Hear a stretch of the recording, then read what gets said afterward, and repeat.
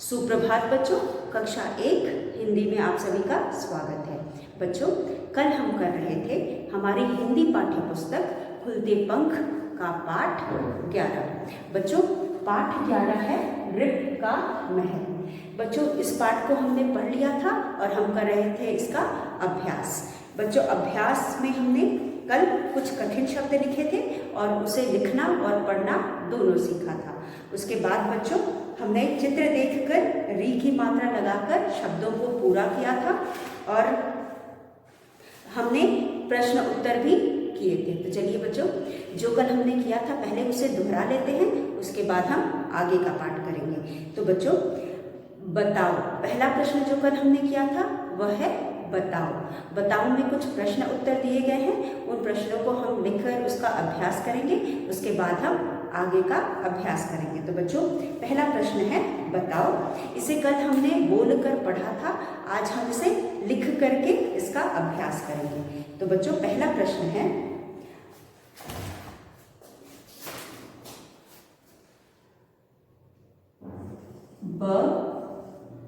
बताओ। क, महल का मालिक कौन था? प्रश्न क, महल का मालिक कौन था? पहला प्रश्न बच्चों, महल का मालिक कौन था? उत्तर में हम लिखेंगे बच्चों, महल का मालिक कौन था? महल का मालिक नृप था। तो हम कौन की जगह क्या लिखेंगे? नृप लिखेंगे। महल का मालिक नृप था। महल का मालिक नृप था। तो हम इस कौन की जगह पे नृप लिखेंगे, हमारा आंसर पूरा हो जाएगा। महल का मालिक कौन था? महल का मालिक नृप था। तो दूसरा प्रश्न है बच्चों, नृप क्या पीता था? ख, नृप क्या पीता था? बच्चों, उत्तर है नृप घृत पीता था। नृप घृत पीता था। तो बच्चों, यहाँ पे हम क्या की जगह क्या लिखेंगे? घृत लिखेंगे और आंसर पूरा हो जाएगा, उत्तर पूरा हो जाएगा। नृप क्या पीता था? नृप घृत पीता था। उसके बाद प्रश्न ग है बच्चों। ग, प्रश्न ग में है हमारे पास, बाघ का रखवाला क्या कर रहा था? बाघ, बाघ, बाघ, बाघ का रखवाला वाला क्या कर रहा था? बाघ का रखवाला क्या कर रहा था? बाघ का रखवाला क्या कर रहा था? बच्चों, बाघ का रखवाला क्या कर रहा था? तृण काट रहा था। तो हम लिखेंगे बाघ का रखवाला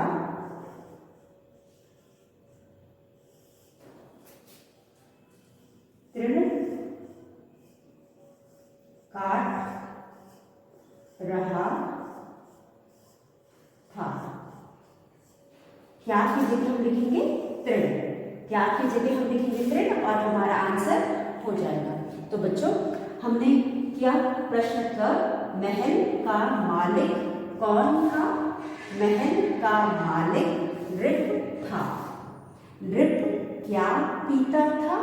नृप घृत पीता था। बाग का रखवाला क्या कर रहा था? बाग का रखवाला तृण काट रहा था। तो बच्चों इस तरह से हमने क ख ग तीनों प्रश्न दोहरा दिए। अब हम करेंगे प्रश्न घ। प्रश्न घ में हमारे पास है मृग क्या कर रहा था? घ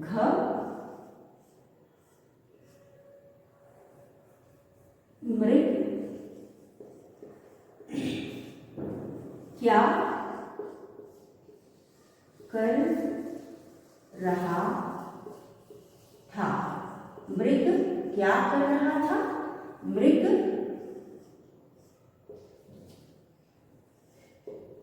मृग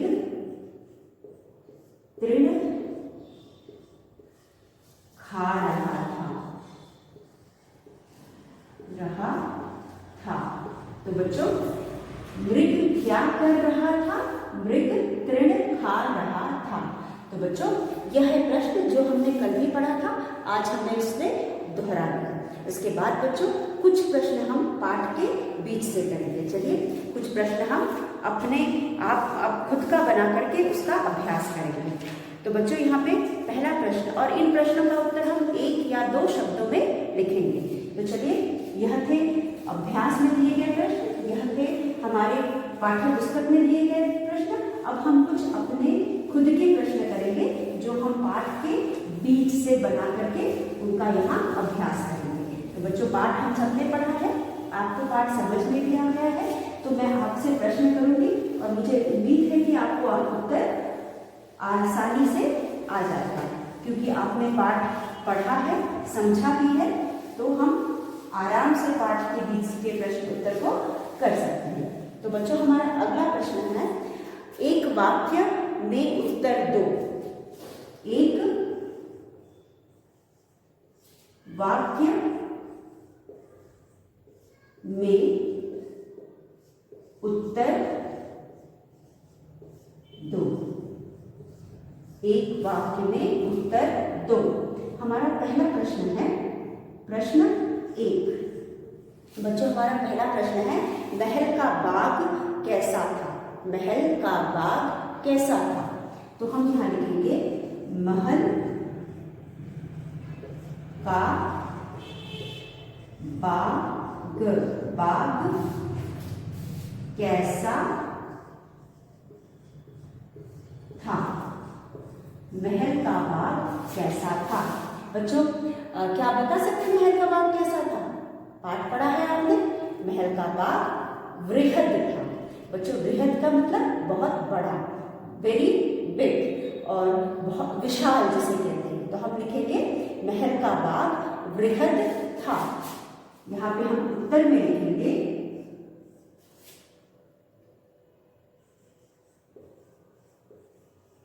आप देख सकते हैं एक वाक्य में हमें उत्तर देना है, तो हम यहाँ पे पूरा वाक्य लिखेंगे महल का बाग वृहद था। महल का बाग वृहद था। उसके बाद हमारा दूसरा प्रश्न है वृहद का मतलब होता है बहुत बड़ा या विशाल। उसके बाद बाग का रखवाला क्या कर रहा था? तो हम इसको भी पूरे वाक्य में इसका उत्तर देंगे। बाग का रखवाला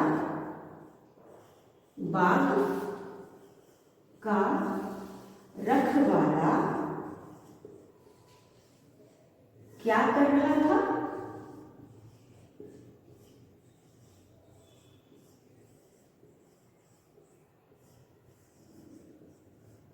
बाग का रखवाला क्या कर रहा था? बाग का रखवाला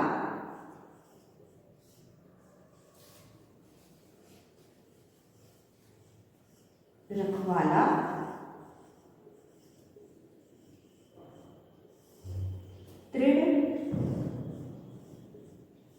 काट रहा बाघ का रखवाला तृण काट रहा था। तो हम यहाँ पूर्ण विराम लगाएंगे। बाघ का रखवाला तृण काट रहा था। तो बच्चों पहला प्रश्न है, महल का बाग कैसा था?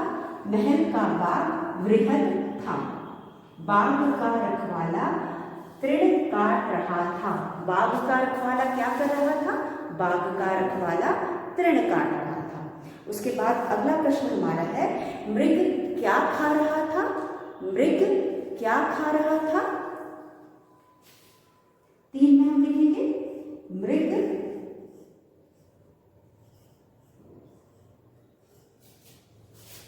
क्या खा रहा था? मृग क्या खा रहा था? मृग क्या खा रहा था? उत्तर में है मृग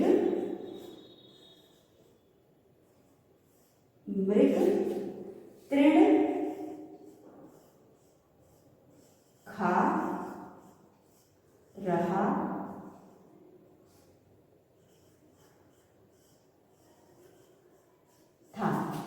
मृग तृण खा रहा था। मृग क्या खा रहा था? मृग तृण खा रहा था। तो बच्चों यह है कुछ प्रश्न जो हमने पाठ के बीच में किए थे। चलिए एक बार फिर हम इसे पढ़ लेते हैं। महल का बाग कैसा था? महल का बाग वृहद था। वृहद का मतलब है बहुत बड़ा। बाघ का रखवाला क्या कर रहा था? बाघ का रखवाला क्या कर रहा था? बाघ का रखवाला तृण काट रहा था। बाघ का रखवाला तृण काट रहा था। मृग क्या खा रहा था? मृग तृण खा रहा था। मृग क्या खा रहा था? मृग तृण खा रहा था। तो बच्चों यह थे कुछ प्रश्न जो हमने पाठ के बीच किए। उसके बाद हमारे पास एक और अभ्यास है जो हमने एक बार पढ़ा है, इसे दोबारा पढ़कर इसे दोहरा लेते हैं। तो बच्चों यहाँ पे है शब्द बनाओ। यहाँ पे प्रश्न है शब्द बनाओ। यहाँ पे हमें कुछ शब्द दिए गए हैं जिसमें री की मात्रा लगी है। उस अक्षर को हम दूसरे अक्षरों के साथ मिला के उसका शब्द बनाएंगे। तो हमें सबसे पहले यहाँ पे दिया है क पे री की मात्रा लगा के क्री। अब क्री को हम अलग अलग शब्दों के साथ मिला करके इसके नए नए अलग अलग अक्षरों के साथ मिला करके इसके नए नए शब्द बनाएंगे। तो बच्चों यहाँ पे पहला हमारा अभ्यास है शब्द बनाओ। पहला है क पर री की मात्रा, ये हो गया क्री। अब क्री के साथ हमें शी दिया हुआ है, षट्कोण वाला श, उसके ऊपर छोटी की मात्रा शी, उसके बाद प पे आ की मात्रा पा दिया हुआ है, फिर है पाण, उसके बाद श और क। अब हम क्री को इन सब के साथ मिलाकर अलग अलग शब्द बनाएंगे। हम क्री व्यंजन को जिसमें री की मात्रा, क व्यंजन जिसमें री की मात्रा लगी है, उसको इन शब्दों के साथ या अक्षरों के साथ मिला करके हम अलग अलग शब्द बनाएंगे। तो यहाँ पे हम सबसे पहले क्री को शी के साथ मिलाएंगे और लिखेंगे क्री शी, कृषि। फिर क्री को पा के साथ मिलाएंगे, क्री प पे आ की मात्रा पा, कृपा। फिर क्री पाण, कृपाण। फिर बना कृषक, कृषक, ये बना कृषक। अब बच्चों यहाँ पे कृषि का मतलब होता है खेती, फसल उगाना, खेती करना, और उसे हम कृषि कहते हैं। उसके बाद कृपा मतलब किसी पर दया करना। उसके बाद कृपाण एक औजार होता है या एक शस्त्र होता है जिसे हम कटार भी कहते हैं। कटार भी कहते हैं। उसके बाद कृषक, कृषक, कृषक का मतलब होता है वह जो कृषि करता है, जो खेती करता है उसे हम कृषक कहते हैं। जो कृषि करता है उसे हम कृषक कहते हैं। तो बच्चों इस तरह से हमने इन अक्षरों से मिला करके या नए नए शब्द बनाए। यहाँ पे हमें क था जिसमें री की मात्रा लगी थी, री को हमने अलग अलग अक्षरों के साथ मिला करके नए नए शब्द बनाए। तो बच्चों कृषि, कृषि, कृपा, कृपा, कृपाण, कृपाण, कृषक, कृषक। इस तरह से हमने इन शब्दों को मिला करके नए नए शब्द बनाए। तो चलिए हमें एक और अभ्यास दिया गया है, उसे भी लिख करके हम उसका अभ्यास करते हैं। तो बच्चों यहाँ में अगला हमारा शब्द है मृग। मृग के साथ हम मृग को अलग अलग अक्षरों के साथ मिलाकर नए शब्द बनाएंगे। जैसे कि यहाँ पे है ग, द पे आ की मात्रा दा, फिर है त, क, तक, फिर है द पे छोटी की मात्रा दू। तो बच्चों सबसे पहले जब हम मृग को ग से मिलाएंगे तो हमें मिलेगा मृग, मृग। अब मृग का मतलब क्या होता है? मृग का मतलब क्या होता है? मृग का मतलब हिरण होता है। पाठ में भी हमने पढ़ा था कि मृग का मतलब हिरण होता है। और अब हम बहुत अच्छे से जानते हैं मृग का मतलब क्या होता है। मृग का मतलब हिरण होता है। मृदा, मृदा का मतलब होता है मिट्टी। मृदा का मतलब होता है मिट्टी, मृदा। इसके बाद तीसरा शब्द बना जो वो है मृतक। मृतक का मतलब होता है मरा हुआ, मरा हुआ। उसके बाद मृदु, मृदु का मतलब होता है मीठा या मधुर। मृदु का मतलब मीठा या मधुर। तो बच्चों यहाँ पे हमने कुछ नए शब्द बनाए। मृग को ग से मिलाया, बना मृग। मृग का मतलब है हिरण। मृग, मृग, मृग का मतलब है हिरण। मृदा, मृदा, मृदा का मतलब है मिट्टी। मृतक, मृतक, मृतक का मतलब है मरा हुआ। यहाँ मरा हुआ नहीं लिखेंगे, हम यहाँ मृतक लिखेंगे, मृतक, मृतक। और मृदु का मतलब है मधुर या मीठा। तो बच्चों इस तरह से हमने यहाँ पर री की मात्रा वाले अक्षर को बाकी अक्षरों से मिलाकर नए नए शब्द बनाए। तो बच्चों हमने इसे लिखा भी, पढ़ा भी, और मुझे उम्मीद है कि आपको री की मात्रा लिखना और पढ़ना और लगाना तीनों आ गया। तो हमें री की मात्रा का सही उच्चारण सीखा और शब्द बनाने सीखे। तो बच्चों यह पाठ बहुत ही छोटा था। इस तरह से इस पाठ को हमने यही समाप्त कर दिया। तो बच्चों मुझे उम्मीद है कि आप अब री की मात्रा को पढ़ना भी सीख गए होंगे और लिखना भी सीख गए होंगे। तो चलिए इसी के साथ हम यह पाठ समाप्त करते हैं। अब री की मात्रा के बाद बच्चों आता है ऊ। बड़े ऊ के बाद हमने री पढ़ा। री के बाद आता है ए से एडी। अगली मात्रा है ए। तो चलिए पाठ 12 है ए की मात्रा। तो हम आज ए की मात्रा को पहले समझते हैं क्या होता है ए की मात्रा। उसके बाद हम इस मात्रा को क से ह तक के व्यंजन पर लगा करके लिखना सीखेंगे। तो बच्चों सबसे पहले हम अब पढ़ेंगे पाठ 12 ए। ये है ए। ए से क्या होता है? एडी। और इसकी मात्रा कैसे होती है? इसकी मात्रा ऐसे होती है। हम ए की मात्रा एक चोटी से लगाते हैं, जिसे हम कहते हैं एक चोटी या एक डंडी। तो बच्चों ए की मात्रा ए से एडी आप सभी ने पढ़ा होगा जब आपने व्यंजन वर्ण या और आपने वर्ण स्वर वर्ण पढ़ा होगा तो आपने उसमें ए पढ़ा होगा। ए से एडी होता है और ए की मात्रा एक तिरछे द्वारा हम देते हैं अगर हम किसी भी शब्द पर ए की मात्रा लगाते हैं। तो चलिए देखिए कैसे हम लगाते हैं। अगर हमने यहाँ पे क शब्द लिया और इसके ऊपर अगर हमने एक ही मात्रा लगाई तो हम एक ही मात्रा इस तरह से लगाएंगे, यह है एक ही मात्रा, और ये हो जाएगा के। क पे एक ही मात्रा, क पे एक ही मात्रा के, और के से शब्द बनेगा के ला, केला, और ये शब्द बना केला। तो इसी तरह हम अलग अलग व्यंजनों पर एक ही मात्रा लगा करके शब्द बनाएंगे। और के से और क्या हम शब्द बना सकते हैं? के व ल, केवल। और उसके बाद हम अगला शब्द हमारा है ख। अगर हम ख प्लस एक ही मात्रा लगाते हैं, एक चोटी, तो हमें यहाँ क्या मिलेगा? हमें यहाँ मिलेगा खे। और खे से हम क्या शब्द बना सकते हैं? खे से हम खेल,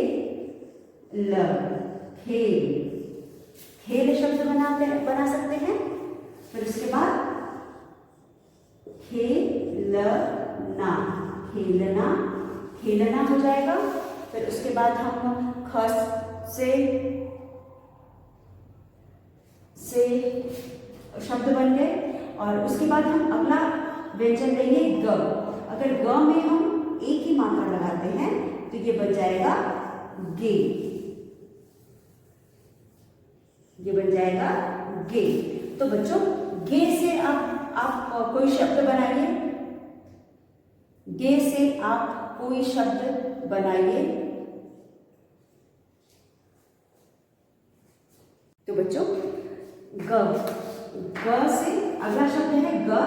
ग पे एक ही मात्रा गे, गे हूं, गेहूं, गे हो गया।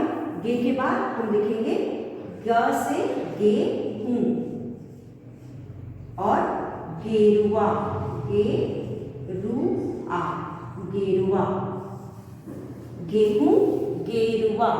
उसके बाद हम लिखेंगे अगला शब्द, हम लिखेंगे ग के बाद घ से। घ पे हम एक ही मात्रा लगाएंगे, घ, घ प्लस एक ही मात्रा, ये हो जाएगा घे, घ हो जाएगा घे। उसके बाद हम शब्द बनाएंगे घेरा या घेरना,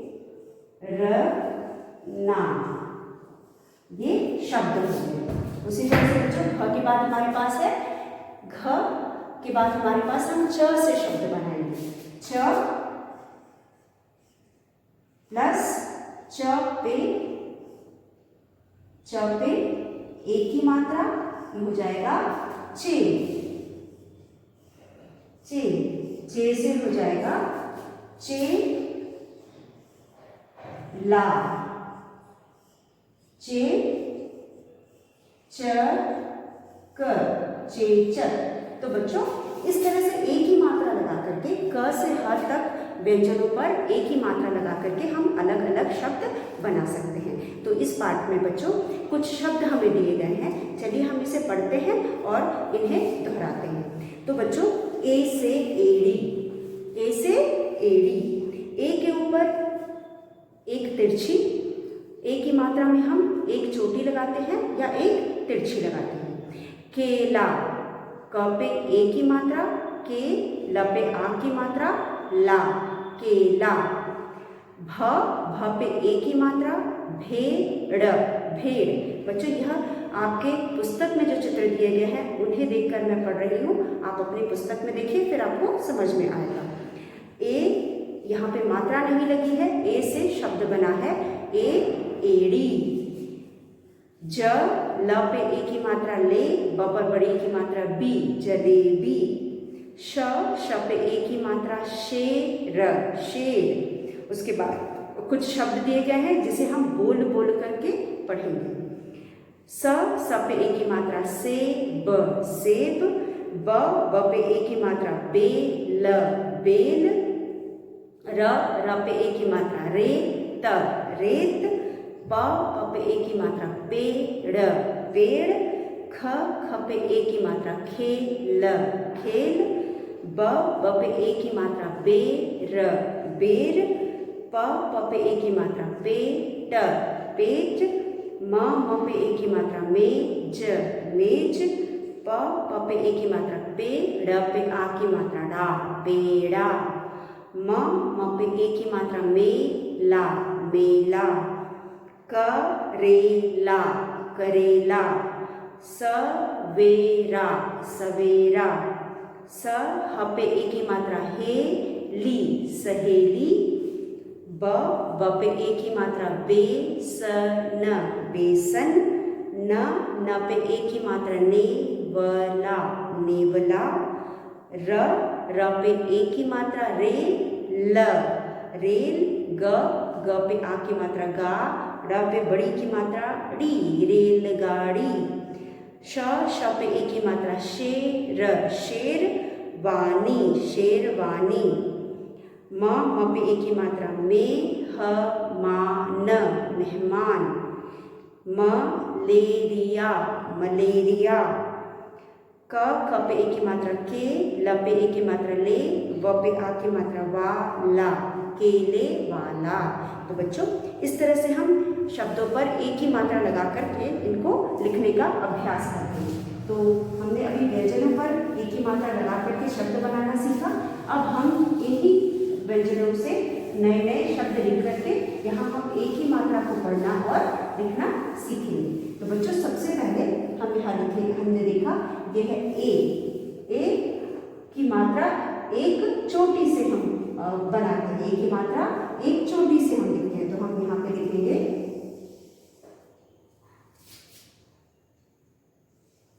ए की मात्रा।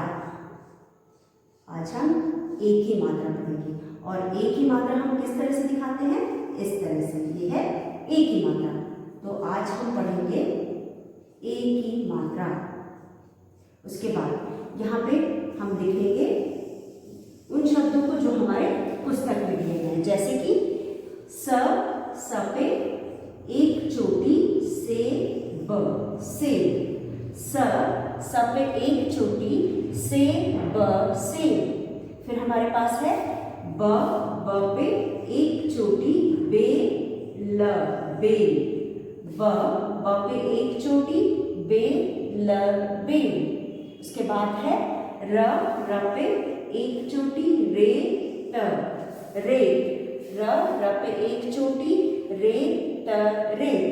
फिर है प पे एक चोटी पेड़, पेड़, ख पे एक चोटी खेल, खेल।